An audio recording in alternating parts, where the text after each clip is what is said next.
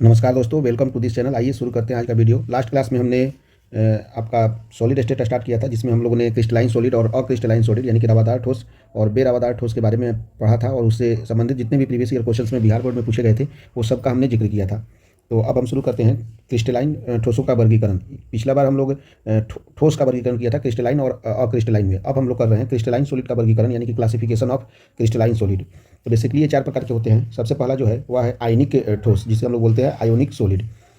नाम से ही पता है कि इसके ठोस में आयन होंगे, यानी कि इसकी संरचना का निर्माण आयन के मिलने से होगा। उसे हम लोग बोलेंगे आयनिक सॉलिड, यानी कि आयनिक ठोस। इसमें आयोनिक बॉन्ड होते हैं। आयनिक बॉन्ड निश्चित रूप से स्थिर वैद्युत आकर्षण बल से जुड़े हुए रहते हैं, जिसको हम लोग बोलते हैं इलेक्ट्रोस्टैटिक फोर्स ऑफ अट्रैक्शंस। यानी कि आयनिक बॉन्ड दोनों के बीच में इलेक्ट्रोस्टैटिक फोर्स ऑफ अट्रैक्शन, यानी कि स्थिर वैद्युत आकर्षण बल के कारण दोनों बॉन्ड जो है वो जुड़े रहेंगे, आयोनिक बॉन्ड जुड़े रहेंगे। इसके एग्जाम्पल के तौर पर लिख सकते हैं NaCl, जैसे Na+Cl- के मिलने से जो होता है NaCl का निर्माण होता है। CaO का निर्माण Ca+2, O-2 O2-2 के मिलने से CaO का निर्माण होता है। उसी तरह से Na2SO4। ये तीनों एग्जाम्पल जो है वो आयनिक सॉलिड के एग्जाम्पल हैं। तो आयनिक सॉलिड हमारे पास क्रिस्टलीय ठोस के वर्गीकरण के अंतर्गत 4 प्रकार का वर्गीकरण होता है, जिसमें से पहला जो होता है वो आयनिक सॉलिड होता है, जिसमें आयन के संयोजन से आयनिक ठोस का निर्माण होता है, जिसमें आयोनिक बॉन्ड बनते हैं। आयोनिक बॉन्ड के कारण स्थिर वैद्युत आकर्षण बल उत्पन्न होता है, यानी कि इलेक्ट्रोस्टैटिक फोर्स ऑफ अट्रैक्शन उत्पन्न होता है, जिसके एग्जाम्पल आपका NaCl, CaO और Na2SO4 हैं। अब हम लोग नेक्स्ट दूसरा नंबर जो है वह सहसंयोजक या नेटवर्क ठोस है। इसका आप लोग सबका एक बार थोड़ा अध्ययन कर लेते हैं, फिर उसके बाद में विस्तृत रूप से यानी कि डिटेल्स में अध्ययन करेंगे। दूसरा नंबर पे आपका सहसंयोजक, जिसे हम लोग बोलते हैं नेटवर्क ठोस। नेटवर्क ठोस इसलिए बोलते हैं क्योंकि एक क्रिस्टलीय जालक बनाता है, जालक का निर्माण करता है, जिसके कारण इसको हम लोग नेटवर्क बोलते हैं। सहसंयोजक ठोस का ही दूसरा नाम है नेटवर्क ठोस, यानी कि कोवैलेंट सॉलिड या नेटवर्क सॉलिड। ये काफ़ी इंपॉर्टेंट है, एग्जाम में पूछता है। इसी के एग्जाम्पल भी पूछ सकते हैं। तो सहसंयोजक या नेटवर्क ठोस जो होते हैं वे परमाणु के मिलने से बनते हैं, यानी कि परमाणु अर्थात एटम के मिलने से बनते हैं।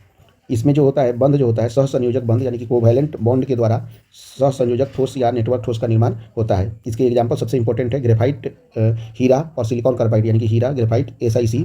ये तीनों हमारे सहसंयोजक ठोस या नेटवर्क ठोस के एग्जाम्पल हैं। उसके बाद में तीसरा नंबर पे है आपका आणविक ठोस, जिसे हम लोग इंग्लिश में बोलते हैं मॉलिक्यूलर सॉलिड। इसके अंतर्गत आणविक ठोस जैसे पता ही चल रहा है कि इसके अंतर्गत अणु अर्थात मॉलिक्यूल्स भी हो सकते हैं, या परमाणु अर्थात अणु एटम भी हो सकते हैं। यानी कि आणविक ठोस का निर्माण या तो अणु के कारण या परमाणु के कारण आपका होता है। तो आणविक ठोस है, जिसके कारण इसमें जो बल लगते हैं वे 3 प्रकार के बल लगते हैं। एक परिक्षेपण बल लग सकता है, एक लंदन बल लग सकता है, या एक वान डेर वाल्स बल लग सकता है। ये तीनों बल के प्रकार हैं। हम लोग इसके बारे में एक वान डेर वाल्स बल जो है हम लोग पहले पढ़ चुके हैं, ये दोनों बल अभी हम लोग पढ़ेंगे। तो आणविक ठोस में जो होता है निश्चित रूप से परिक्षेपण बल लगता है, या लंदन बल लगता है, या वान डेर वाल्स बल लगता है। और इन लोगों के बीच में, इन आणविक ठोस के बीच में जो होता है द्विध्रुव आकर्षण, यानी कि H बॉन्ड काम करता है।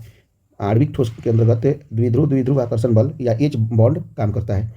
इसके एग्जाम्पल आपका H2 हो जाएंगे। H2 हो जाएगा जो कि सॉलिड अवस्था में रहेगा, HCl हो जाएगा जो कि सॉलिड अवस्था में, और H2O सॉलिड अवस्था में। इसके आणविक ठोस के ये सब एग्जाम्पल हैं।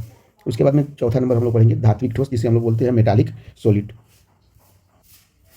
तो धात्विक सॉलिड जिसे हम लोग बोलते हैं मेटालिक सॉलिड, इसके अंतर्गत हम लोग समझ सकते हैं कि धात्विक सॉलिड के अंतर्गत या तो धन आयन आएगा, नहीं तो ऋणायन यानी कि इलेक्ट्रॉन का आयन आएगा। दोनों में से कोई आ सकता है। इसमें धात्विक बंध उपस्थित रहता है, यानी कि मेटालिक बॉन्ड उपस्थित रहता है। धात्विक ठोस में कौन सा बंध, धात्विक बंध या मेटालिक बॉन्ड उपस्थित रहेगा। इसके एग्जाम्पल आपका कॉपर हो सकता है, Ag मतलब सिल्वर हो सकता है, Au मतलब सोना हो सकता है, गोल्ड जिसे बोलते हैं, Mg मैग्नीशियम, Fe मैंने फेरस मैंने लोहा, Cr मतलब क्रोमियम। ये सभी जो है हमारे धात्विक ठोस अर्थात मेटालिक सॉलिड के एग्जाम्पल हैं। हमने ये छोटा छोटा इंट्रोडक्शन ले लिया चारों का। अब हम लोग विस्तृत रूप से आपको आयनिक ठोस को पढ़ने का शुरुआत करते हैं।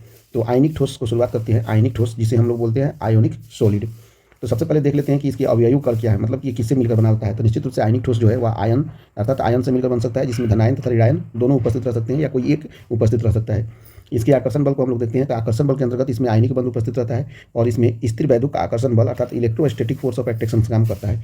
मतलब आयनिक बंध के द्वारा, आयनिक बॉन्ड के द्वारा ये जुड़े रहते हैं, जिसके कारण इसके दोनों के बीच में स्थिर वैद्युत आकर्षण बल या इलेक्ट्रोस्टैटिक फोर्स ऑफ अट्रैक्शन काम करता है। अब हम लोग लक्षण के बारे में देखेंगे।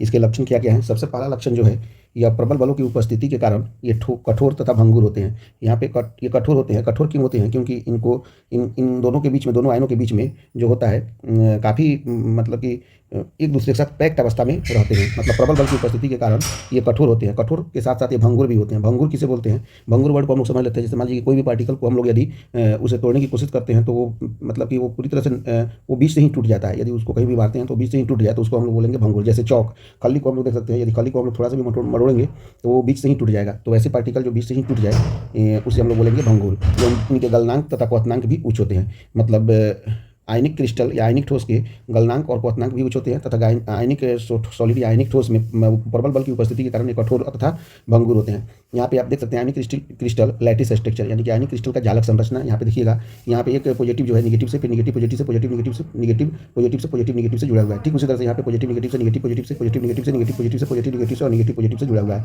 इस तरह से यह लेयर बाई लेयर हर जगह जुड़ा हुआ है। तो निश्चित रूप से ये एक क्रिस्टलीय जालक संरचना का निर्माण कर रहा है, जिसे हम लोग आयनिक क्रिस्टल लैटिस स्ट्रक्चर हम लोग कहते हैं। उसके बाद में हम लोग दूसरा देखते हैं।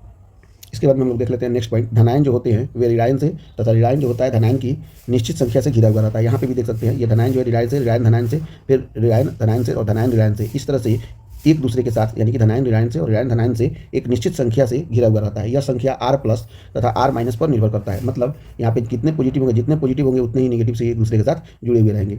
तीसरा नंबर इसका लक्षण क्या है? ठोस अवस्था में ये विद्युत के कुचालक होते हैं, परंतु गलित या विलयन अवस्था में ये सुचालक होते हैं। क्यों? क्योंकि ठोस अवस्था में जो होते हैं यहाँ से मुक्त इलेक्ट्रॉन नहीं निकलते हैं। मुक्त इलेक्ट्रॉन नहीं निकलने के कारण ये विद्युत के कुचालक होते हैं। और जैसे ही गलित अवस्था, विलयन अवस्था में या जलीय विलयन में हम लोग डालते हैं तो ये निश्चित रूप से मुक्त इलेक्ट्रॉन इसके अलग अलग हो जाते हैं और मुक्त इलेक्ट्रॉन अलग अलग होने के कारण ये सुचालक की अवस्था में हो जाती है। हमारे पास एग्जाम्पल के तौर पर ले सकते हैं हम NaCl जो कि आयनिक ठोस का उदाहरण है, KCl आयनिक ठोस का उदाहरण है, KClO3 आयनिक ठोस का उदाहरण है, MgO आयनिक सॉलिड यानी कि आयनिक ठोस के उदाहरण है। यदि मान लीजिए कि ठोस NaCl हमने लिया तो ये Na प्लस और Cl माइनस में होगा या बंधित आयन होगा, क्योंकि इसके पास में ठोस NaCl में कोई भी इलेक्ट्रॉन जो है मुक्त अवस्था में नहीं आएंगे। मुक्त अवस्था में नहीं आने के कारण ठोस NaCl जो होगा वह विद्युत का कुचालक होगा, न कि विद्युत का सुचालक होगा। अब हम लोग नेक्स्ट, यदि मान लीजिए कि वह ठोस अवस्था में न रहकर यदि गलित अवस्था में है, यानी कि जलीय विलयन में अगर NaCl उपस्थित है तो ये दो आयनों में चेंज हो जाएगा, Na प्लस और Cl माइनस में। और Na प्लस Cl माइनस में चेंज होने के साथ ही चूंकि जलीय विलयन में उपस्थित है तो इसके मुक्त आयन उपस्थित हो जाएंगे, यानी कि मुक्त इलेक्ट्रॉन उपस्थित हो जाएंगे, जिसके कारण यहाँ पे Na प्लस है तो यहाँ पे निगेटिव आयन रहेगा तो इसके तरफ आकर्षित हो जाएगा, और यहाँ पे Cl माइनस यानी कि निगेटिव आयन है तो ये पॉजिटिव की तरफ आकर्षित हो जाएगा। तो निश्चित रूप से मुक्त इलेक्ट्रॉन होने के कारण ये इलेक्ट्रॉनों का आदान प्रदान करने लगेंगे, जिसके कारण NaCl गलित अवस्था में या विलयन की अवस्था में जो होगा वह विद्युत के सुचालक हो जाएगा और NaCl ठोस अवस्था में विद्युत के कुचालक होंगे। अब उसके बाद में हम लोग नेक्स्ट शुरू करते हैं, जो कि इंपॉर्टेंट है, काफ़ी इंपॉर्टेंट, जो कि एग्जाम में पूछ सकता है। सहसंयोजक अथवा नेटवर्क ठोस, जिसे हम लोग बोलते हैं कोवैलेंट सॉलिड या नेटवर्क सॉलिड। ये पूछा भी है 2022 और 2024 में, 2 नंबर के क्वेश्चन में पूछा हुआ था, तो इसको हम लोग पूरा लिख लेंगे। सबसे पहले हम समझते हैं कि सहसंयोजन अथवा नेटवर्क ठोस के अवयवी कण कौन से होते हैं। तो इसके अवयवी कण जो होते हैं ये होते हैं परमाणु, यानी कि एटम। यानी कि सहसंयोजक अथवा नेटवर्क ठोस जो होते हैं वो किसी भी अवयवी कण के परमाणु के मिलने से बनते हैं।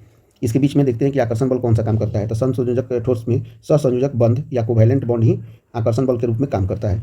इसके लक्षण देख लेते हैं। लक्षण में ये त्रिविमीय संरचना होती है, जिसके कारण ये कठोर तथा भंगुर होते हैं। कठोर तो समझ रहे हैं, भंगुर अभी बताए थे कि किसी भी पार्टिकल को यदि हम कहीं पटकते हैं तो बीच से ही टूट जाए तो उसी को हम लोग क्या बोलते हैं? भंगुर बोलते हैं। इसकी संरचना त्रिविमीय होती है, एक दूसरे से पैक्ड होते हैं, जिसके कारण ये कठोर तथा भंगुर होते हैं। उसके बाद में दूसरा नंबर पॉइंट है कि ये इसके गलनांक जो होते हैं बहुत ही अधिक होते हैं, यानी कि आपका सहसंयोजक नेटवर्क या नेटवर्क ठोस, सहसंयोजक ठोस या नेटवर्क ठोस से जो कि त्रिविमीय संरचना होने के कारण ये कठोर तथा भंगुर होते हैं तथा इसके गलनांक भी बहुत अधिक होते हैं। गलन से पूर्व ही अपघटित हो जाता है। ये ऐसे पार्टिकल यानी सहसंयोजक ठोस जो होते हैं वह गलन करने से पहले ही पूरी तरह से अपघटित हो जाते हैं। सहसंयोजक बंध, इसमें मुक्त इलेक्ट्रॉन अनुपस्थित होते हैं, जिससे यह विद्युत का कुचालक होता है। यानी कि जितने भी सहसंयोजक ठोस या नेटवर्क ठोस होते हैं उनमें मुक्त इलेक्ट्रॉनों की अनुपस्थिति पाई जाती है, यानी कि मुक्त इलेक्ट्रॉन स्थित नहीं होते हैं। तो निश्चित रूप से मुक्त इलेक्ट्रॉन जब स्थित नहीं रहेंगे तो इलेक्ट्रॉनों का आदान प्रदान नहीं होगा, जिसके कारण सहसंयोजक ठोस के जितने भी एग्जाम्पल हैं वे सभी विद्युत के कुचालक होते हैं। उसके बाद में नोट 1 हम लोग देखते हैं, धातुएं विद्युत की सुचालक होती है। क्यों विद्युत की सुचालक होती है धातुएं? क्योंकि धातु में मुक्त इलेक्ट्रॉन पाया जाता है। कोई भी धातु विद्युत का सुचालक होता है, इसलिए सुचालक होता है क्योंकि धातु में मुक्त इलेक्ट्रॉन की स्थिति पाई जाती है। अब हम लोग नेक्स्ट उसके बाद में विद्युत अपघट्य का विलयन, विद्युत अपघट्य का विलयन सुचालक होते हैं क्योंकि इसमें मुक्त आयन पाए जाते हैं। विद्युत अपघट्य का विलयन कहने का मतलब है कि ये किसी भी जल या जलीय विलयन में डाला जाता है तो विद्युत अपघट्य का वो विलयन हो जाता है। वो सुचालक इसलिए होते हैं क्योंकि आयन आपस में टूट जाते हैं और मुक्त अवस्था में एक दूसरे के साथ जुड़ना शुरू कर देते हैं, यानी कि मुक्त अवस्था में पाए जाने के कारण विद्युत अपघट्य का विलयन जो होता है वह सुचालक होता है। इसके एग्जाम्पल हो सकते हैं हीरा। हीरा जो है आपका सहसंयोजक ठोस का उदाहरण है। ग्रेफाइट भी है और सिलिकॉन कार्बाइड भी है। अपवाद के रूप में हम लोग ग्रेफाइट को देखते हैं। ग्रेफाइट जो होता है विद्युत का सुचालक होता है। हालांकि ये ग्रेफाइट जो है सहसंयोजक ठोस है, लेकिन फिर भी ये ग्रेफाइट जो होता है विद्युत का सुचालक होता है। क्यों? क्योंकि ये तो एक चिकना एवं नर्म होता है या इसकी अपरतीय संरचना के रूप में प्राप्त होता है। ग्रेफाइट विद्युत का सुचालक क्यों होता है? क्योंकि इसमें मुक्त इलेक्ट्रॉन पाए जाते हैं। मुक्त इलेक्ट्रॉन कैसे पाए जाते हैं देख सकते हैं। ग्रेफाइट का निर्माण कार्बन के मिलने से होता है और हीरा का भी निर्माण कार्बन के मिलने से होता है। यहाँ पे ग्रेफाइट को हम लोग देख सकते हैं, तो ग्रेफाइट में और हर एक पॉइंट को देखेंगे, मान लीजिए कि इस पॉइंट को हम लोग देख रहे हैं, तो इस पॉइंट पे ये 1 2 3 बंध से जुड़ा हुआ है, लेकिन चौथा बंध हमेशा खाली है, क्योंकि कार्बन में 4 वैलेंस इलेक्ट्रॉन पाए जाते हैं, तो 3 इलेक्ट्रॉन हो गया, तो 1 वैलेंस इलेक्ट्रॉन तो हमेशा खाली है। तो वैलेंस इलेक्ट्रॉन खाली होने के कारण या किसी भी दूसरे इलेक्ट्रॉन से जुड़ना चाहेगा, यानी कि मुक्त अवस्था में एक इलेक्ट्रॉन, कार्बन के एक परमाणु के 4 माने इलेक्ट्रॉन होते हैं, तो ये 3 तो जुड़ा हुआ है बंध से, लेकिन एक नहीं जुड़े के कारण ये हमेशा मुक्त अवस्था में पाया जाता है। तो मुक्त अवस्था में पाए जाने के कारण ग्रेफाइट विद्युत का हमेशा सुचालक होगा, कुचालक नहीं होगा। तो हमारे पास में 2 एग्जांपल याद रखना है कि हीरा और ग्रेफाइट। ग्रेफाइट चिकना एवं नर्म होता है तथा इसकी परतीय संरचना होती है, क्योंकि आप देख सकते हैं यहाँ पे जालक के रूप में बना हुआ है, लेकिन एक दूसरे से जुड़ा हुआ है, तो 1/1 1/1 एक परत के रूप में ये एक दूसरे से जुड़े हुए हैं। इस तरह से हम लोगों ने आज ये सहसंयोजक बंध और आयनिक सहसंयोजक ठोस और आयनिक ठोस को हम लोगों ने देख लिया। अब प्रीवियस ईयर में जो इससे रिलेटेड क्वेश्चन पूछे हैं उसको हम लोग देख लेते हैं। क्वेश्चन पूछा हुआ है सहसंयोजक ठोस पर, निम्नलिखित में से कौन सहसंयोजक ठोस है? 2023 में क्वेश्चन पूछा हुआ था। तो निश्चित रूप से हीरा देखते ही हम समझ जाएंगे कि हीरा जो है वह सहसंयोजक ठोस है। एग्जाम्पल नंबर दूसरा 2024 में पूछा हुआ था क्वेश्चन। 2024 में वही क्वेश्चन उल्टा करके पूछ दिया कि हीरा किस प्रकार का ठोस है। तो हीरा जैसे ही मिल गया तो हम बता देंगे कि यह सहसंयोजक रवा है, यह सहसंयोजक ठोस है, यानी कि हीरा जो है सहसंयोजक ठोस है। अब हम लोग नेक्स्ट कुछ देखते हैं शॉर्ट क्वेश्चन, जो कि प्रीवियस ईयर में पूछा हुआ है।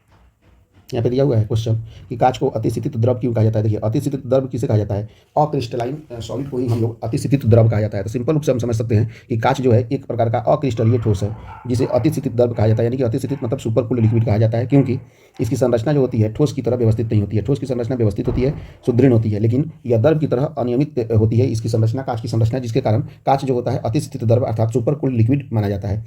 इसके कारण आप समझ सकते हैं, बहुत सारे कारण हो सकते हैं, लेकिन 2 कारण हम लोग मुख्य रूप से लिखे हैं। इसकी अनियमित संरचना होती है, यानी कि एमॉर्फस स्ट्रक्चर के रूप में पाया जाता है, क्योंकि इसके परमाणु तथा अणु निश्चित क्रम में व्यवस्थित नहीं होते हैं। दूसरा कारण क्या है कि धीमा प्रवाह, यानी कि स्लो फ्लो के रूप में ये रहता है, जिसके कारण हम लोग कांच को अतिस्थित द्रव माना जाता है। अब उसके बाद दूसरा क्वेश्चन है रवादार ठोस क्या है, उदाहरण के साथ एक्सप्लेन करें।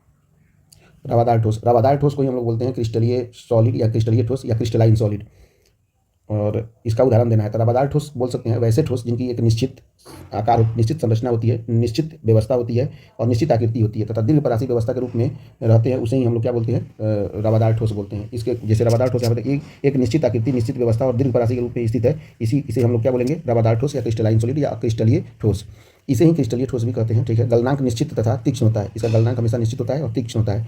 शीतलन कर्व हमारा असतत होते हैं। शीतलन कर्व कैसे होगा? मान लीजिए ऐसे दिया हुआ है और यहाँ पे टाइम और यहाँ पे टेम्परेचर दिया हुआ है, ठीक है, तो यहाँ से ऐसे आएगा, ऐसे ऐसे, ये सतत नहीं हुआ, बीच में यहाँ पे यहाँ से यहाँ तक कांस्टेंट जा रहा है, इसलिए शीतलन वक्र जो होता है वो असतत होता है या विषमदैशिक होते हैं तथा ये इसे हम लोग वास्तविक ठोस के रूप में भी जानते हैं। इसका एग्जाम्पल पूछा है तो इसका एग्जाम्पल हो जाएगा कॉपर, Fe मतलब लोहा, Ag मतलब आपका चांदी, ZnS सिल्वर जिसको बोलते हैं, ZnS, NaCl ग्रेफाइट, हीरा, क्रोम एलम, उसके बाद KCl, CaCl, रोम्बिक सल्फर, ये सभी हमारे एग्जाम्पल हैं रवादार ठोस के। आप कोई भी 2-3 लिख सकते हैं, उसमें कोई दिक्कत नहीं है, लेकिन 1 नंबर के क्वेश्चंस में पूरी तरह से अच्छी तरह से बनाने के लिए इन सबों की जानकारी होनी चाहिए।